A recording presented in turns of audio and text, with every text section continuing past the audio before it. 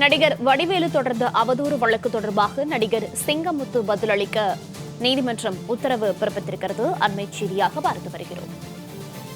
விவரங்களோடு செய்தியாளர் மகேஸ்வரி இணைப்பில் இருக்கிறார். மகேஸ்வரி வணக்கம். நடிகர் வடிவேலு தொடர்ந்த அவதூறு வழக்கு தொடர்பாக நடிகர் சிங்கமுத்து பதிலளிக்க உத்தரவு பிறப்பிக்கப்பட்டிருக்கிறது. இந்த வழக்கு தொடர்பான முழு விவரங்கள்.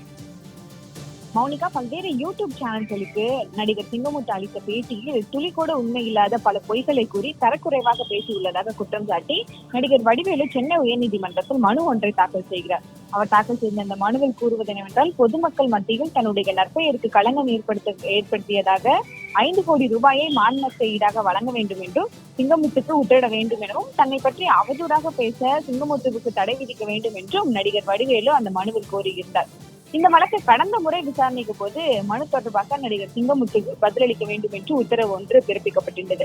இந்த வழக்கானது இன்றைய தினம் மீண்டும் நீதியரசர் டிகாராமன் அவர்கள் முன்னிலையில் இன்றைய தினம் விசாரணைக்கு எடுத்துக் கொள்ளப்படுகிறது. அப்போது நடிகர் சிங்கமுத்து தரப்பில் ஆஜரான வழக்கறிஞர் வக்காலத்து தாக்கல் செய்ய உள்ளதால் அவகாசம் வழங்க வேண்டும் என்று சிங்கமுத்து சார்பில் கேட்டுக் கொள்ளப்பட்டது. இதனை ஏற்றுக்கொண்ட நீதிபதி வக்காலத்து தாக்கல் செய்யவும் இந்த மனு தொடர்பாக பதில் மனு தாக்கல் செய்ய வேண்டும் என்றும் 2 வாரங்களுக்கு அவகாசம் வழங்கி இந்த வழக்கு விசாரணையுமே தற்போது தள்ளி வைத்துள்ளார்கள். மௌனிகா, மகேஸ்வரி, யூடியூப் சேனல்களில் தொடர்ந்து அவதூறாக பேசியதற்கு நஷ்ட ஈடு கேட்டு நடிகர் வடிவேலு இந்த வழக்கை தொடர்ந்திருக்கிறார். இந்த நிலையில என்னென்ன வாதங்கள் 2 பேர் தரப்பிலிருந்து முன்வைக்கப்படுகிறது? அது தொடர்பான விவரங்கள். இந்த மனு என்பது கடந்த முறை விசாரணைக்கு வந்த போது சிங்கமுத்து பதிலளிக்க வேண்டும் என்று ஏற்கனவே சென்னை உயர்நீதிமன்றத்தினுடைய நீதியரசர் டிகாராமன் அவர்கள் உத்தரவிட்டு இந்த வழக்கு விசாரணையுமே இன்றைய தினத்திற்கு தள்ளி வைத்திருந்தார்கள்.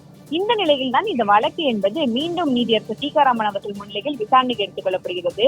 இந்த வழக்கு தொடங்கிய முதலே சிங்கமுத்து சார்பில் இந்த வக்காலத்து தாக்கல் செய்ய உள்ளதால் அவகாசம் வழங்க வேண்டும் என்று கேட்டுக்கொண்டார்.